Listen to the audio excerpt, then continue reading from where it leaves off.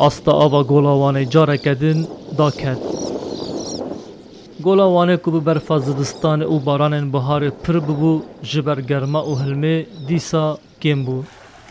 Pisporeke erdingariyê zanîngeha wane hişyariya kêmtirbûna avê dide û di wê baweriyê de ye ku hilmal navçeyê de dijwartir bibe û ev jî dê ava golê kêmtir bike. Özellikle son 15-20 gündür Ev pazde bîst rojin em dibînin ku germaya li navçeya golê zêde bûye û rojane dinya tav e.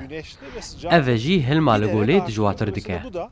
Di mehên pêşiya me de ava li golê dê kêmtir bibe. Ji ber ku gelek lêkolîn diyar dikin ku dê îsal havîn dirêj bibe.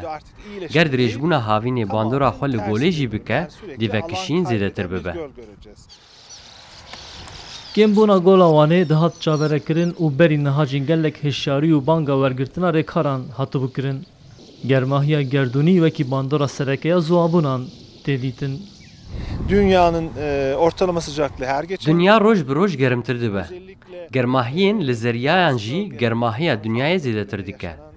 Lewma vekişîna golan dê zêdetir bibe û bandora vê dê li navçeya gola wanê jî bike.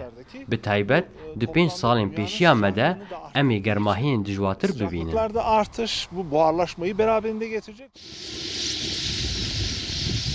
Pirsa ziwabûna golan li wanê mijareke nû niye û sala par gola xwe pêr jî gola spî bi temamî ziwab bûbûn.